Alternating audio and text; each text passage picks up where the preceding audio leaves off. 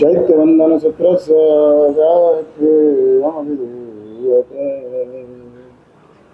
तारीख भगवान हरिभद्र श्री महाराज ललित विस्तार नामना ग्रंथની અંદર ચૈત્યવંદન સૂત્રો ચૈત્યવંદનની વિધિમાં આવતા જે સૂત્રો છે તે સૂત્રોની વિવેચના આપણી સમક્ષ પ્રસ્તુત કરે છે. સૂત્રોને સમજવા માટે આવી કોઈક વિસ્તાર જેને શાસ્ત્રો ટીકા કહે છે. હા, એટલે પહેલા સૂત્ર હોય, ત્યાર પછી ટીકા હોય, એની વિવેચના એ શબ્દોની અંદર રહેલા રહસ્યાર્થ જે છે, શબ્દ અને શબ્દના અર્થ કોઈ પણ જાણી શકે છે, પણ શબ્દની અંદર રહેલા જે રહસ્યો છે, આ શબ્દની પાછળનો હકીકતમાં શું મિનિંગ છે, શું અર્થ છે, કે જે સૌથી મહત્વની ભૂમિકા ભજવતો જાય છે, જેને જૈન શાસ્ત્રકારો રહસ્યાર્થ કહે છે. તે રહસ્યાર્થ ટીકા દ્વારા મહાપુરુષો પોતાના મોહનીય કર્મના ક્ષયક્ષમના કારણે જ્ઞાની બનવા માટે માત્ર જ્ઞાનાવરણ કર્મનો નાશ ક્ષયક્ષમ હોય તો ચાલે, પણ ચિંતક બનવા માટે અથવા તો એના રહસ્યો સુધી પહોંચવા માટે મોહનીય કર્મનો નાશ આવશ્યક છે. એક વાત સમજી રાખજો, 8 કર્મોની અંદર આમ જોવા જાવ તો મોહનીય કર્મ કશું જ કરતું નથી. હા, જ્ઞાનાવરણથી અજ્ઞાન પેદા થાય, દર્શનાવરણથી આપણા જીવનની અંદર અંધાપો પેદા થાય, વેદનીયથી અશાતા પેદા થાય, અંતરાય તમે જાણો છો કે અંતરાય ઊભા થતા જાય. નામ કર્મના કારણે શરીરની જે વ્યવસ્થા હોય, આસપાસના જીવનની જે વ્યવસ્થાઓ હોય, એની અંદર ડિસ્ટર્બન્સ ઊભું થઈ રાખે. ગોત્ર કર્મના કારણે જે કંઈ ઉચ્ચ નીચના ભેદો ચાલ્યા કરે છે, કે જેની અંદર આપણને ઇન્સલ્ટિંગ ફીલ થાય, અપમાનિત હાલતની અંદર આપણે ચાલતા જઈએ, એવી ગોત્ર કર્મની ભૂમિકા છે. એઝ સચ મોહનીય કર્મ શું કરે? તો શાસ્ત્ર એવું કહે છે કે જે કંઈ આ 7 કર્મો દ્વારા જે કોઈ નેગેટિવ પ્રાપ્ત થયું છે, એને સાચવવાનું કામ મોહનીય કર્મ કરે.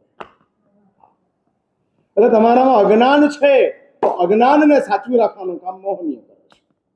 આ માણસ છોડે જ નહીં, અજ્ઞાન છોડે જ નહીં. એ જ અજ્ઞાનની અંદર જીવતો હોય, વર્ષોથી સાંભળવા છતાં એનું અજ્ઞાન જાય. હા, પાટલો ડગડગતો ફેડ્યો નહીં, અતિચારમાં આવે એટલે આપણે એમ કે પાટલો સ્થિર રાખો, પાટલો સ્થિર રાખો. તારે સ્થિર રહેવાનું છે કે પાટલા સ્થિર રહેવાનું છે? એટલે પાટલો ડગડગતો ન હાલવો જોઈએ, પાટલો હાલવો ન જોઈએ, આપણે બધું જ હાલે રાખીએ. અને આ જડતા કાયમને માટે સચવાય, કાયમને માટે.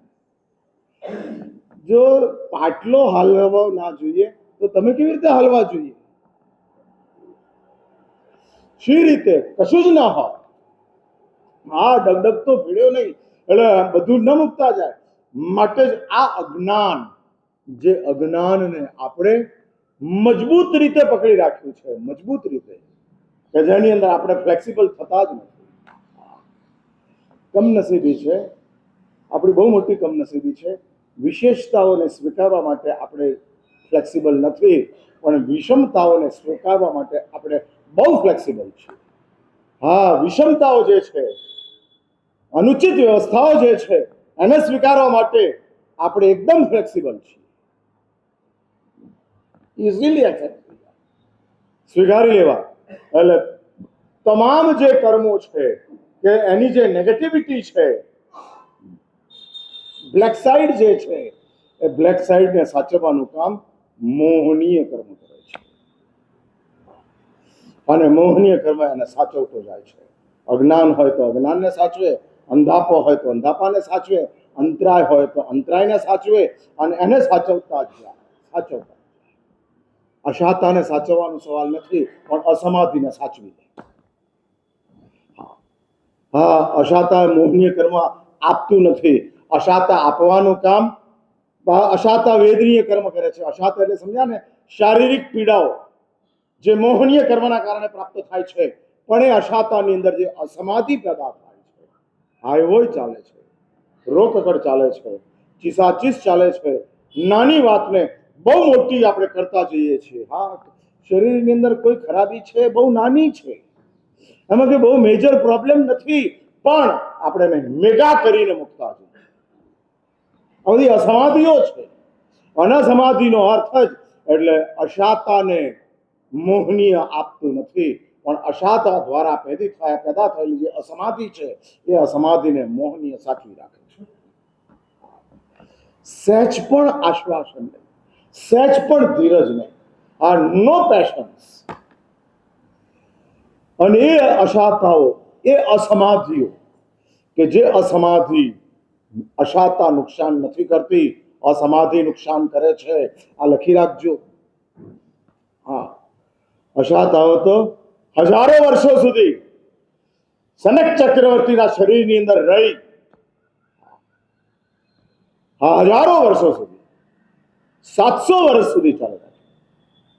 અનેક સાથે 16 મહાવ્યાધિઓ સનતના શરીરની અંદર ઉભા થયા. 16 મહાવ્યાધિ એક સાથે, સાયમલ્ટેનિયસલી. તમે કલ્પના કરો. અને આને શાસ્ત્રોએ વ્યાધિ નથી કીધા, મહાવ્યાધિ કીધા છે. અને આવા 16 મહાવ્યાધિઓને શરીરમાં લઈને બેઠેલા છે. બટ નેચરલ કે અસમાધિ હોય જ, અસાતા હોય જ, અસમાધિ નહીં, અશાતા હોય જ. પણ એ અશાતાની અંદર અસમાધિ ન હતી. જ્ઞાનાવરણના કારણે અજ્ઞાન પેદા થાય તે સમજાય, પણ એ અજ્ઞાનની અંદર આપણી આગ્રહ ન હોય. જો મોહનીય ન હોય તો અજ્ઞાનમાં આગ્રહ ન હોય, અને જો મોહનીય હોય તો અજ્ઞાનની અંદર આગ્રહ ઉભો થાય. અજ્ઞાન ખરાબ નથી, આગ્રહ ખરાબ છે. અજ્ઞાન તો જશે, અમારા જેવાઓની પાસે આવતા જશો તો એક દાડો એવો આવશે કે જેમાં અજ્ઞાન જશે, પણ આગ્રહ જે છે એના કારણે અજ્ઞાન સચવાઈ જાય છે. અને આપણે ગોઠવેલા જે આગ્રહો આપણા જીવનની અંદર ચાલે છે, એવા અનેક ભૂમિકાઓની અંદર ચાલતા જાય છે, અનેક ભૂમિકાઓ. મૂળ નાયક ભગવાનનો પ્રક્ષાલ મળે તો જ મહારાજ સાહેબ આનંદ આવે. આ અજ્ઞાનમાં આગ્રહ ઉભો થયો, પ્રક્ષાલમાં આનંદ આવે.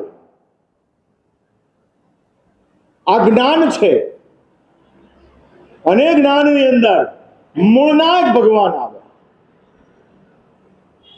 આપણી એક માનસિકતાઓ આપણે તૈયાર કરતા ગયા. હા, માનસિકતાઓ. જૂના જમાનામાં રાજાઓને હજારો રાણીઓ હતી, એમાં એક પટરાણી હતી, બાકીની બધી રાણી અને એક પટરાણી. એ જ રીતે ભગવાન અનેક છે, એમાં એક મૂળ નાયક, અને મૂળ નાયકની પાછળ આ આસ્થા હોય, ભક્તિ હોય, અહોભાવ હોય, પણ આગ્રહ ન હોય.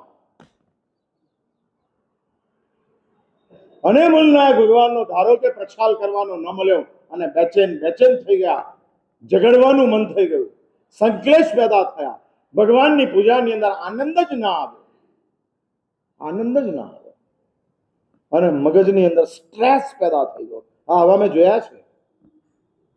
હા, હોય છે આવા, એની અંદર જ ગોઠવાયેલા, અને એવા આગ્રહો ચાલતા જાય, એવા આગ્રહો.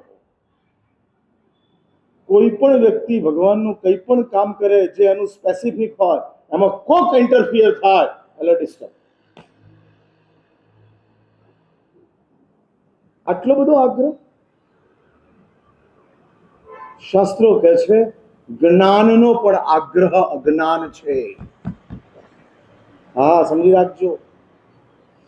હા, જ્ઞાનને પણ એકાંતથી પકડી રાખવું એનું નામ અજ્ઞાન છે. હા, શા માટે જમાલીનું ભવભ્રમણ થયું? જ્ઞાન જ હતું. હા, ઋજુસૂત્ર નહીં, ખોટો નહીં ન હતો. થતું હોય ત્યારે જ થયું કહેવાય. નથી થયું ત્યારે તમે થયું શી રીતે કહી શકો? એમાં કોઈ ઋજુસૂત્ર નહીં છે. અના ઋજુસૂત્ર નહીં આ વાતને મૂકે છે. જમાલી આની ઉપર જ બેઠા છે. આ જ્ઞાન જ છે, પણ એ જ્ઞાનમાં જમાલીનો આગ્રહ ભર્યો. સાવધાન. હા, આ સાવધાન. જ્ઞાન સારું, કદાચ અજ્ઞાન ખરાબ હોવા છતાં એટલું ખરાબ નથી, પણ જ્યારે આગ્રહના પ્રભાવમાં આવે છે ત્યારે જ્ઞાન કે અજ્ઞાન બે નકામા. હા, બે નકામા, કોઈ કામના નથી. અને એવા આગ્રહોની વચ્ચે આપણે બેઠેલા હોઈએ તો સમજજો કે અજ્ઞાન નથી પણ મોહ છે.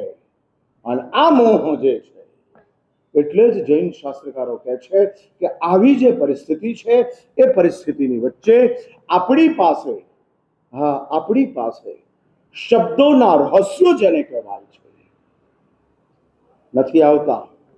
જ્યાં સુધી મોહ દશા છે ત્યાં સુધી જ્ઞાન દશા આવતી નથી, અને જ્ઞાન દશા આવ્યા પછી મોહ દશા ટકી શકતી નથી.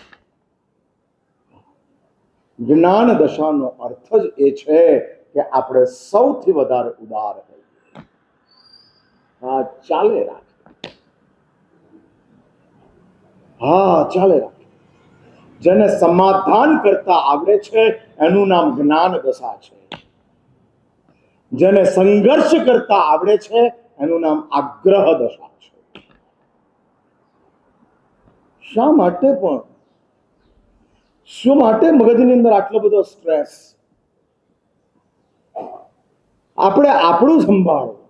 આપણી કશાય વિષય કશાયોની જે પરિણતિઓ છે, હું આ વાતો એટલા માટે કરું છું કે આપણે નીચેની ભૂમિકાઓમાંથી ઉપર આવી ચૂક્યા છીએ, પણ આપણી પાસે હજુ કશાયોની પરિણતિઓ, સંકલેશો, સ્ટ્રેસ ઓછા થતા નથી.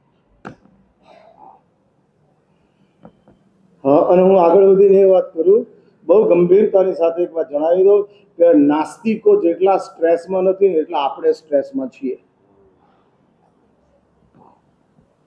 આપણે આમ સતત સ્ટ્રેસ ચાલે છે, નાસ્તિકોને નથી. કારણ કે કશાયોની માત્રા આપણા મગજની અંદર, આપણા આત્માની અંદર વધુ પરેશાન કરે છે. વધુ પરેશાન.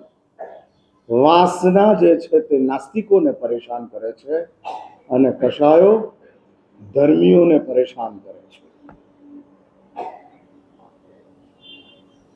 કશું જોઈએ છીએ એ વાસના છે. હા, પણ કોઈ માનતું નથી એ કશાય છે.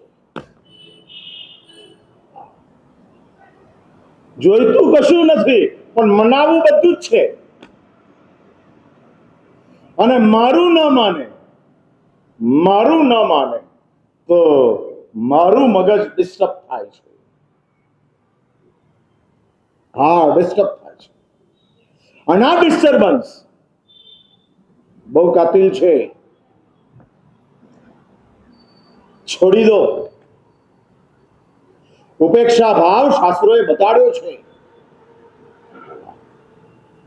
હા, ઔચિત્ય જેમ બતાડ્યું છે એમ ઉપેક્ષા બતાડી છે. અને કરતા જાઓ ઉપેક્ષા. જે ચાલતું હોય ચાલવા દો. કશું જ નથી. પ્રચંડ પુણ્યના માલિક ગણાતા તીર્થંકર દેવો પણ જો ઉપેક્ષા કરી શકતા હોય, રાજગૃહમાં આવેલા પરમાત્મા મહાવીરે શરણને એવું નહોતું કીધું કે કાલ સૌરિકનો દેશ નિકાલ કરો. હું હોઉં અને કાલ સૌરિક હોય એ ચાલે? માટે કાલ સૌરિકને કાઢી મૂકો. હા, મહારાજા શ્રેણિકની જ દાસી કપિલા અભવી, નિકાળો એને. ભગવાને ક્યારે આવું સ્ટેટમેન્ટ આપ્યું નથી. પ્રચંડ પુણ્યના માલિક છે, પ્રચંડ પુણ્યના માલિક. અને આવા પ્રચંડ પુણ્યના માલિક એવા પરમાત્મા ઉપેક્ષામાં છે. ઉપેક્ષામાં છે. ચાલવા દો. હા, ચાલવા દો. આમાં બહુ સ્ટ્રેસમાં આવવાની કામ જ નથી. એવું છે ને કે સામાન્ય રીતે પુણ્ય હોય ને ત્યાં સ્ટ્રેસ હોય. આ એની નેગેટિવિટી છે. અધિકાર હોય ત્યાં સ્ટ્રેસ હોય. આ એની નેગેટિવિટી છે. હા, સ્ટ્રેસ હોય. દીકરો નથી માનતો એનું દુઃખ દીકરાને નથી પણ બાપને બહુ છે. ભાઈ, દીકરો નથી માનતો એનું નુકસાન કોને? હું પૂછું છું, દીકરો નથી માનતો એનું નુકસાન કોને? હા, અને દુઃખ કોને? હા, તો આમાં તમે મેળવ્યું શું? કઈ ચીજ તમે મેળવી? હા, લોસની અંદર. એટલે એક વાર લખી રાખો, હવે વાસનાઓ ઉપરનું કામ કરવાનું આપણું પૂરું થઈ ગયું. હવે આવેશોની ઉપર આપણે કંઈક કામ કરીએ, અને આપણા આવેશોને કેવી રીતે આપણે કંટ્રોલમાં લેવા, કેવી રીતે એને શાંત પાડવા, કે જે આવેશો આપણા માટે કાતિલ બનતા જાય છે. વિષયના પાપ છઠ્ઠી સુધી લઈ જાય, કષાયના પાપ સાતમીમાં ફેંકી દે. હા, પટરાણી ચક્રવર્તીની સ્ત્રી રત્ન છઠ્ઠીમાં જાય છે, કારણ કે વિષયના પાપ છે, વાસના ભયાનક છે.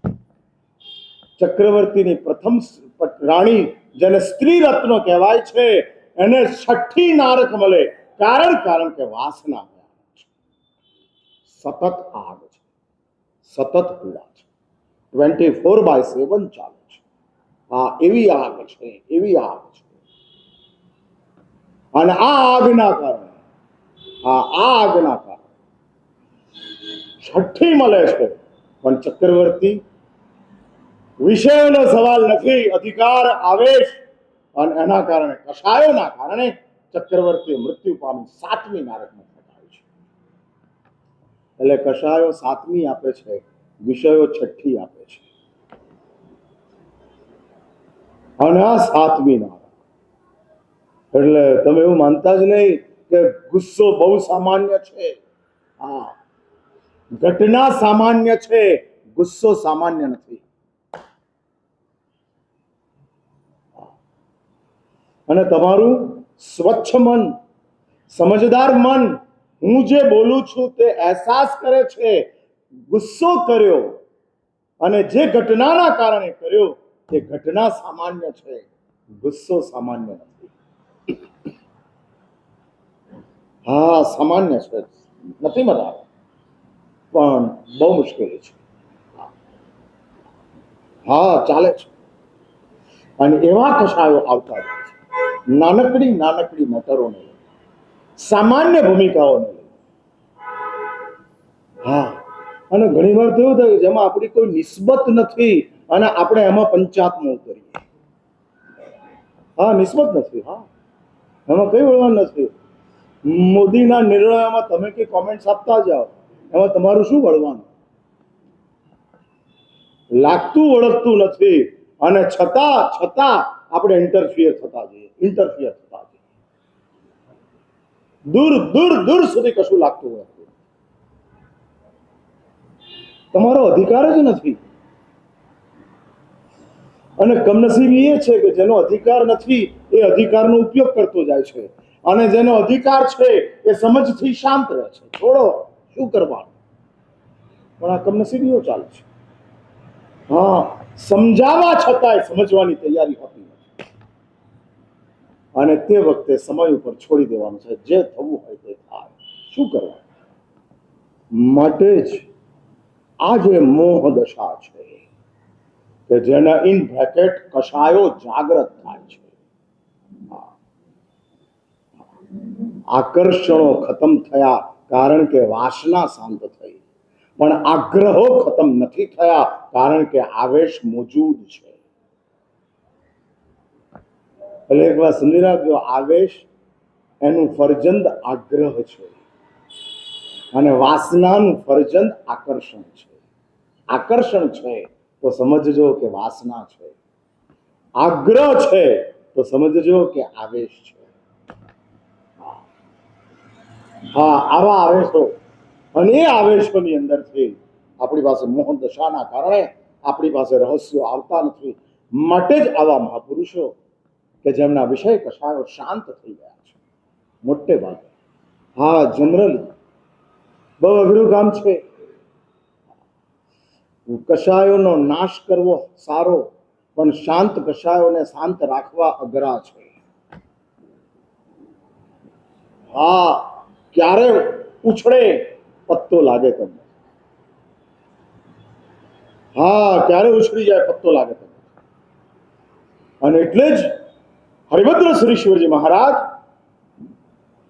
ચૈત્યવંદન સૂત્રોના વિવેચનાઓની અંદર નમથુણમ સૂત્રની અંદર પરમાત્માના અનેક વિશેષણોની અંદર સૌથી મહત્વનું વિશેષણ જેને હરિભદ્ર સુરીશ્વરજી મહારાજે પોતે પણ મૂક્યું છે એ મહત્વનું વિશેષણ છે પ્રભુ પુરુષોની અંદર ઉત્તમ છે.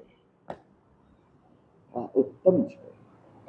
પરમાત્માનું સામ્રાજ્ય, પ્રભુનું પુણ્ય તો ઉત્તમ છે જ, પરંતુ પરમાત્માની પોતાની પાસે રહેલી જે વિશેષતાઓ છે એ પણ સર્વોત્તમ. એટલે શક્તિ તો ભગવાનને ઉત્તમ મળી, પણ ગુણો પણ સર્વોચ્ચ મળ્યા. શક્તિ અને સદગુણ બંને સર્વોચ્ચ મળવા એ અર્હંત્ય છે, એ સિવાય ક્યાંય પ્રાપ્ત નથી.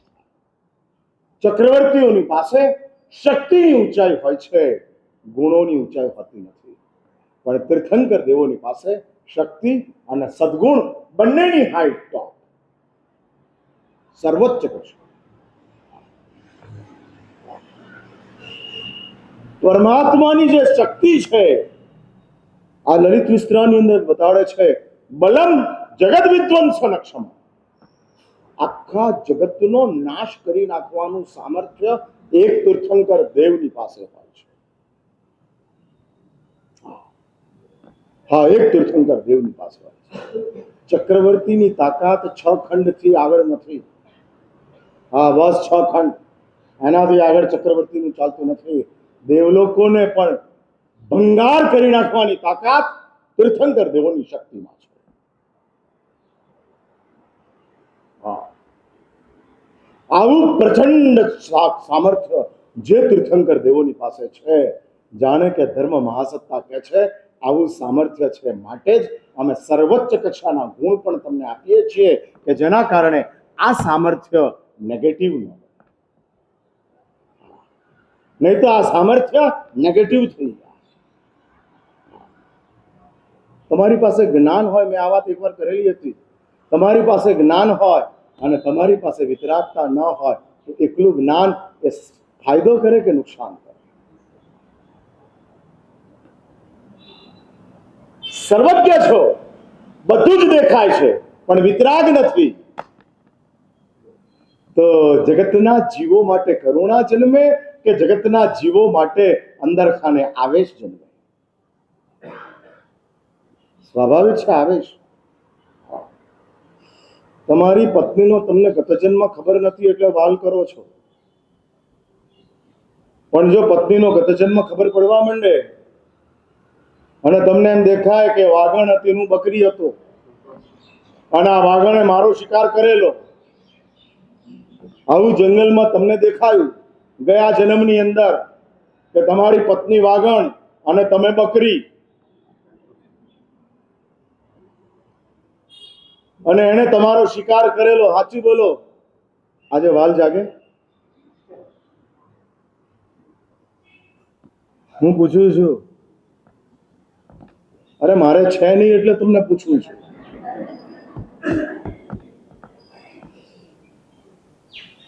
એટલે સારું છે કે અજ્ઞાન છે માટે સદભાવ છે,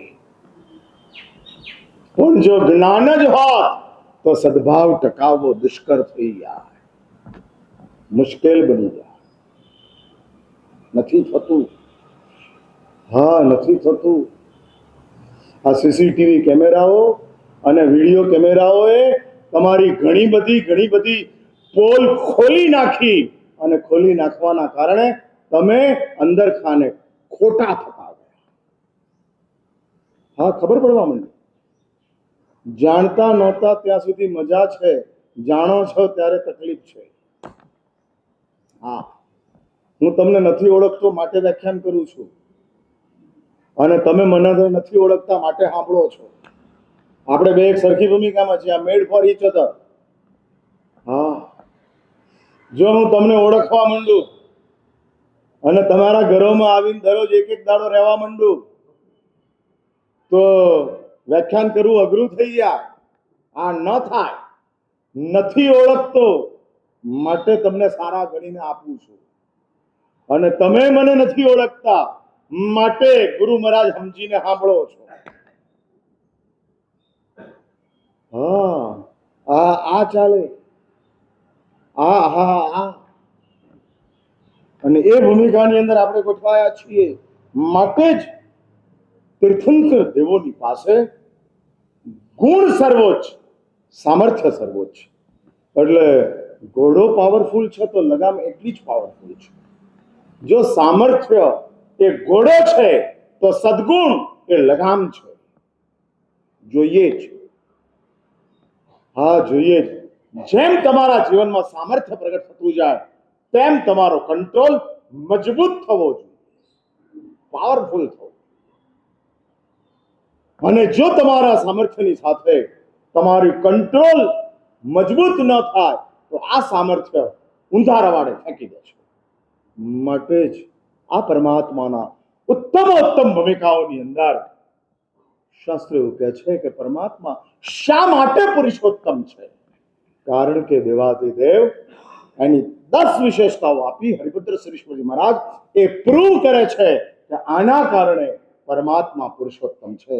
દુનિયામાં કોઈની પાસે આ 10 વિશેષતાઓ નહીં મળે, કેવલ તીર્થંકર દેવની પાસે જ છે.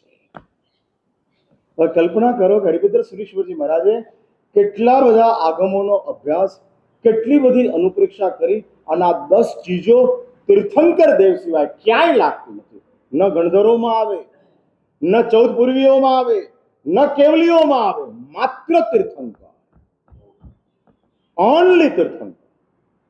અને એમાં સૌથી પહેલી વિશેષતા મૂકે છે કે જેની ઉપર 9 ગોઠવાઈ છે, એમાં સૌથી પહેલા કહે છે આ કાલ મેં તે परार्थ व्यसनी, जब कोई नहीं आता दादा आते. मेरे दुख के दिनों में, हाँ जल्दी बोलो, बड़े काम आते हैं. दुख के दिनों में तो कोई काम नहीं, सुख के दिनों में उनका काम है.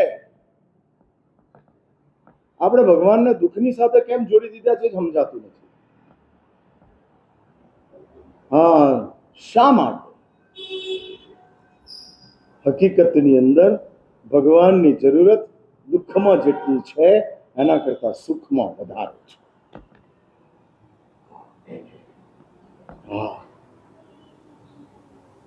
હા, સુખની અંદર વધારે છે કે જે સુખની ભૂમિકાઓની અંદર છે, હા, કોઈ આવતું નથી. અને માટે આ પરાર્થ જે તીર્થંકર દેવોનો સિમ્બોલ છે, અને સિમ્બોલની અંદર જ્યારે આખું જગત આઈ અને માયની અંદર બેઠેલું છે. ફર્સ્ટ ઓનલી આઈ, ઓનલી આઈ. અને ઇંગ્લિશમાં કહેવાય આઈ ઇઝ ઓલવેઝ કેપિટલ. વાક્યની શરૂઆતમાં આવે, વાક્યની છેલ્લે આવે કે વાક્યની વચ્ચે આવે, આઈ ઓલવેઝ કેપિટલ. ઓલવેઝ, હા, એમાં સૌથી વધારે આવે, સૌથી વધારે. લોકો મને આમ વંદન કરવા ત્યારે કેટલી વાર લોકો ફોટો પડાવે મોબાઈલની અંદર, ફોટો લે બરાબર આવવો જોઈએ. એટલે હું કહું મારો કે તારો, કોનો બરાબર આવવો જોઈએ? આઈ ઇઝ ઓલવેઝ કેપિટલ, કાયમને માટે સ્ટેન્ડ ઉપર બેઠેલો છે. અને એની વચ્ચે પરમાત્મા એક ક્રાંતિ કરે છે. તીર્થંકર દેવનો આત્મા એવો એક જબરજસ્ત પ્રયાસ કરે છે અને પોતાના આત્માની અંદર, અને હરિભદ્ર શ્રીશ્વરજી મહારાજ કહે છે આ કાળ એટલે અચરમાવર્ત કાળ છે. અને આ લલિત વિસ્તરાની અંદર હરિભદ્ર શ્રીશ્વરજી મહારાજ દ્રષ્ટાંત આપે છે કે ધારો કે ભગવાનનો આત્મા કૂતરાના ખોળિયામાં હોય. સાંભળજો મારી વાત, 84 લાખ યોનિઓ છે, ભગવાનને આત્માને ભટકવાનું જ છે. અને કોઈ સ્પેશિયલ ફેસિલિટી મળતી નથી. કર્મની દુનિયાની અંદર કોઈ સ્પેશિયલ નથી, બધા નોર્મલ છે. કારણ કે આ કર્મની દુનિયા છે. No one is special, all are normal, all are common. हाँ, सब आम आदमी है, कोई खास आदमी कर्म की दुनिया में नहीं, सब आम. हाँ, कर्म का मानो तो भी आम, न मानो तो भी आम, ऑल, सब. हाँ, એટલે બધા આપના જ મેમ્બર છે. આમ આદમી પાર્ટી, નો ભાજપ, નો કોંગ્રેસ, ઓલ આપ. હા, સૌ. પછી ભગવાન મહાવીરે આવે, ઘોષાળો આવે, ગૌતમે આવે, સ્થૂલભદ્ર આવે, શાલી આવે, કાલસોરી કસાઈ આવે, બધા નોર્મલ છે, કોમન છે. એટલે ભગવાનનો આત્મા પણ કૂતરાના ખળિયાની અંદર અને કૂતરાના ખળિયા. હવે હરિભદ્ર સરસ્વતી મહારાજ કહે છે કે આ કૂતરાના ખળિયામાં રહેલો તીર્થંકરનો આત્મા એ કેવી રીતે ખબર પડે કે આ તીર્થંકરનો આત્મા છે. અને ત્યાં હરિભદ્ર સરસ્વતી મહારાજ આ વાતને એનલાર્જ કરતા કહે છે કે સમજો કે કોકે રોટલો નાખ્યો અને એક સાથે 4 કૂતરાઓ દોડ્યા રોટલો ખાવા માટે, અને એની અંદર 3 જણાને રોટલો ખાતા જોયા ત્યારે ચોથો કૂતરો જે છે એ અટકી જાય અને 3ને ખાવા દે તો સમજવું કે કદાચ એ તીર્થંકરનો આત્મા હશે. કૂતરાના ખોળિયાની અંદર પણ પરાર્થ એનો ચાલુ છે. હા, પરાર્થ એનો એફર્ટ નથી, એની આદત છે. પ્રયાસથી કરવું પડે એ પરાર્થ અને આદતથી થઈ જાય તે પરાર્થ. એટલે એક વાત સમજી રાખજો, ઊંઘવા માટે પ્રયાસ છે, જાગવા માટે આદત છે. જાગવું એ આપણા આત્માની આદત છે, માટે ન જગાડે તોય જાગી જાઓ. બરાબર ને? હા, દીકરાનું વેકેશન ચાલુ થયું અને મમ્મી ને દીકરો એમ કે મમ્મી આજે રાત્રે ઊંઘી જઈ, સવાર ઉઠાડતી નહીં. અને દીકરો ઊંઘે. 9 વાગ્યા, 10 વાગ્યા, 11 વાગ્યા અને દીકરો બોર્ડરૂમમાંથી બહાર આવે. મમ્મી એમ પૂછે કે બેટા મેં તો તને જગાડ્યો નહીં, કેમ જાગી ગયો? મમ્મી જાગી ગયો, સ્વાભાવિક. એટલે ન જગાડો તોય જાગી જાય એ આદત, અને ઊંઘવું એ એફર્ટ, પ્રયત્ન કરવો પડે. એટલે ઊંઘવા માટે આડા પડવું પડે. ઊભા ઊભા ઊંઘાય નહીં, બેઠા બેઠા ઊંઘાય નહીં, હા ખાતા ખાતા ઊંઘાય નહીં, ચાલતા ચાલતા ઊંઘાય નહીં. ઊંઘવું એ આપણો પ્રયાસ છે, જાગવું એ આપણી આદત છે. આ અંદર રહેલું ચૈતન્ય કહે છે કે જાગવું એ મારી આદત છે. આ હોય કેટલાક વ્યાખ્યાનમાં ઊંઘતા હોય, હા હોય એવા કંઈક નમૂનાઓ કે જે લોકોને અહીંયા આગળ એટલે જાગવાની જગ્યાએ પણ ઊંઘ આવી જાય. હા, જાગવાની જગ્યાએ, કમાવાની જગ્યાએ મોબાઈલ ઉપર બેસી રહે એને કેવો કહેવાય? હા બ્રિજેનભાઈ, મૂર્ખ કહેવાય? સાચે સાચ? અચ્છા, તમારા સંઘના સારા માણસ એવું કહે છે કે કમાવાને ઠેકાણે મોબાઈલ વાપરે એ મૂર્ખ કહેવાય. એટલે જાગવાનો સમય છે, માટે આ તીર્થંકર દેવોની આદત છે. હા, પ્રયાસ નથી, આદત છે. અને હેબિટ ઇઝ સેકન્ડ નેચર એવું ઇંગ્લિશમાં કહે છે. આ આદત એ બીજો સ્વભાવ છે. હેબિટ ઇઝ સેકન્ડ નેચર, બીજો એક સ્વભાવ છે. અને આ સ્વભાવ તીર્થંકર દેવોની અંદર જીવંત થાય છે. આ પરાર્થના કેટલાક વેરિએશન્સ છે.